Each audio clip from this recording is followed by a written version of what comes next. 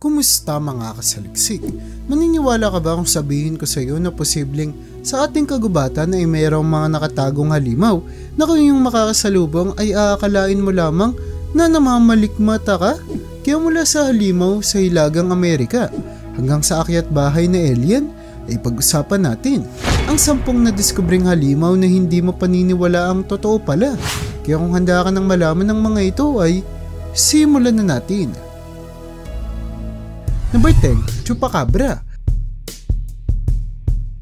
Sa hilagang bahagi ng bansang Amerika sa rehiyon na kung tawagin ay Latin America ay mayroong mga kwento-kwento patungkol sa isang nilalang na kilala sa tawag na Chupacabra na talaga namang naging popular sa mga residente ng lugar.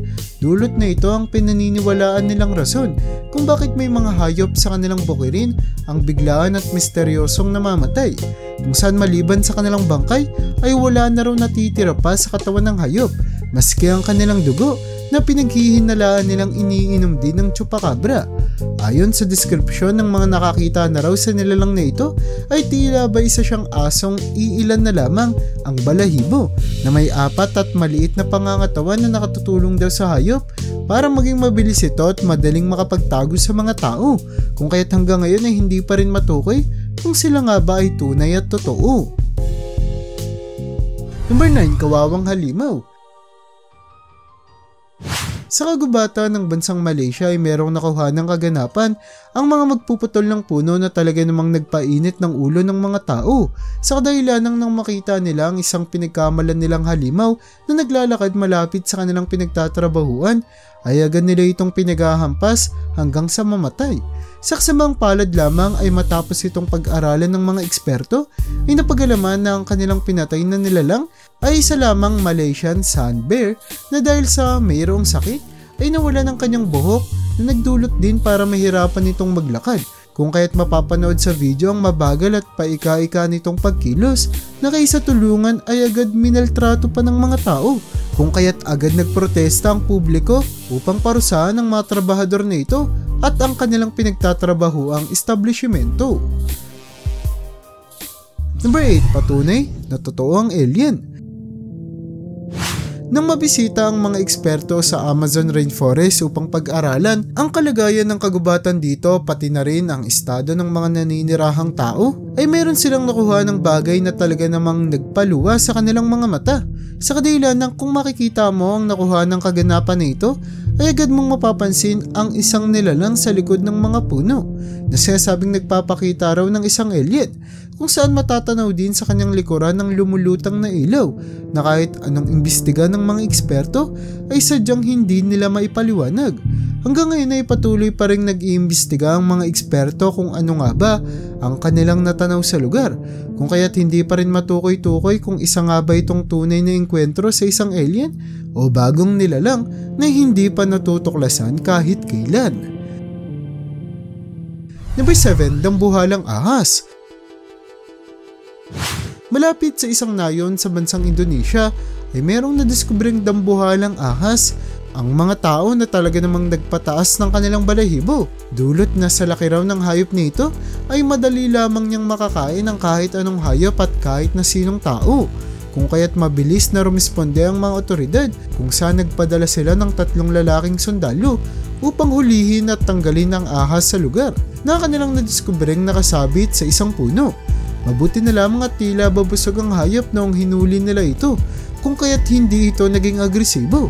Ngunit nang tangkain na nila siyang kunin ay dahil daw sa dambuhalang pangangatawan ng ahas ay bumagsak sila sa lawa ng ilalim ng puno na muntikan pang maging dahilan para makatakas ang hayop, na kalaunan ay nahuli din naman nila at naibigay sa mga eksperto na sumagot sa katanungan ng mga tao patungkol sa kung ano nga bang ahas ito na talaga namang gumulat sa lahat matapos mapag-alaman na kaysa isang anaconda ay isa itong python na kilala sa pagiging pinakamahabang ahas sa ating planeta. Number 6, Nakakapangilabot na nilalang. Habang kinukuhanan ng video ang isang eksperto ang isang moose sa syudad ng Quebec sa bansang Canada para kanyang pag-aralan ay meron siyang nakuha ng kaganapan sa kagubatan na talaga namang nagbigay sa kanya ng takot. Dulot na makikita sa videong ito na biglaan na lamang may sumulpot at nagpakitang isang misteryosong nilalang sa likod ng mga puno na mayroong kakaibang itsura.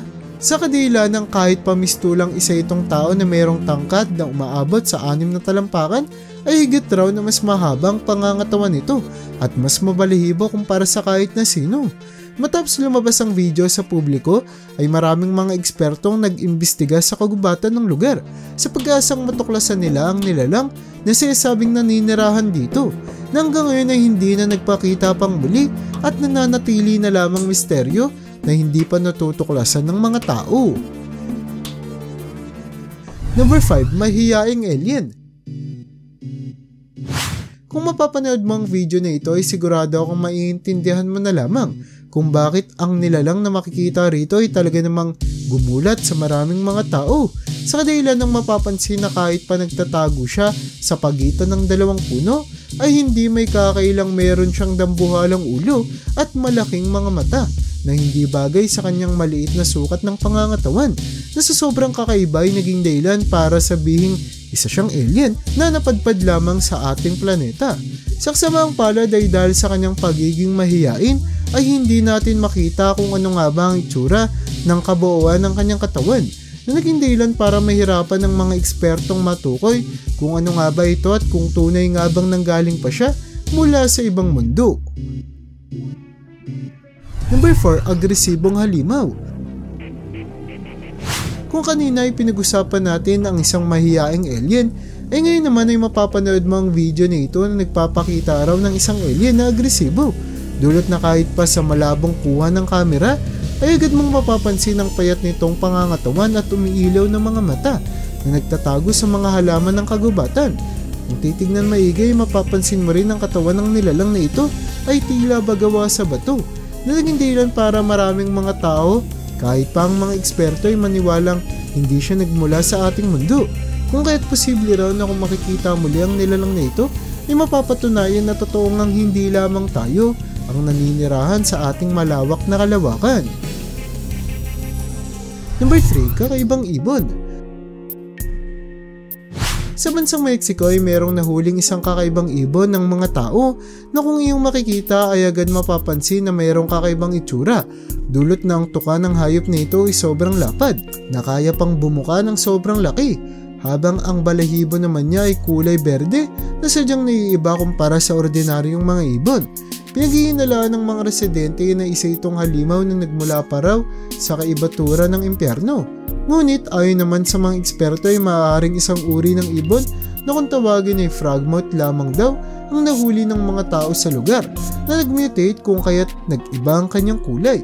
Ngunit dahil hindi sigurado rito ang mga eksperto ay hindi sila magawang paniwalaan ng mga tao.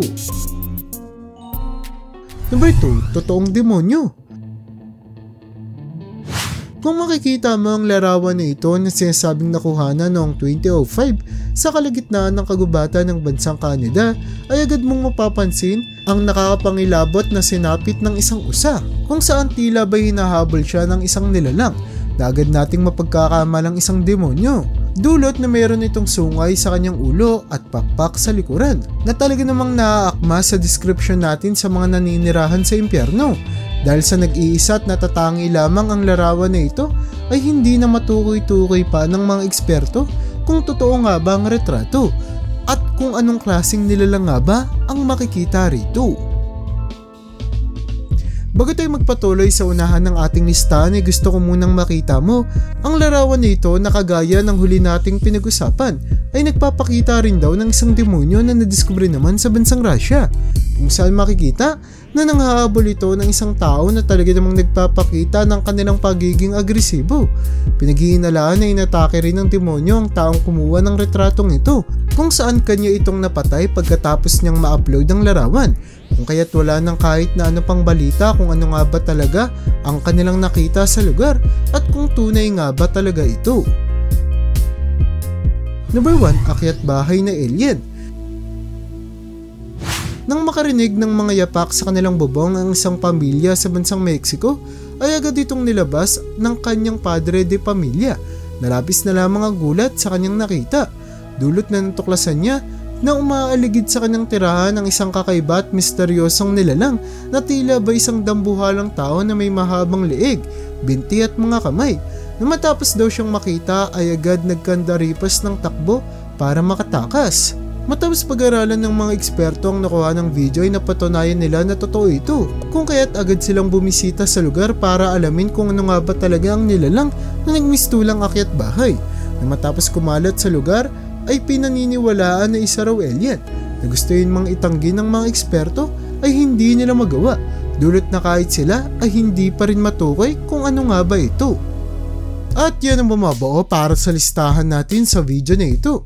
Talaga namang napakarami pang mga bagay ang dapat nating intindihan at malaman patungkol sa ating planeta. Kagaya na lamang ng mga kakaiba at hindi may paliwanag ng mga nilalang na kasama natin dito naninirahan. Kaya para sa iyo, alin sa mga nilalang na ito ang sa tingin mong pinaka nakakagulat at pinaniniwalaan mo sa lahat? I-comment mo naman yan sa baba at hanggang dito na lang muna ang aking bahagi. Hanggang sa muli mga kasaliksik, maraming salamat sa panonood. See you in my next video.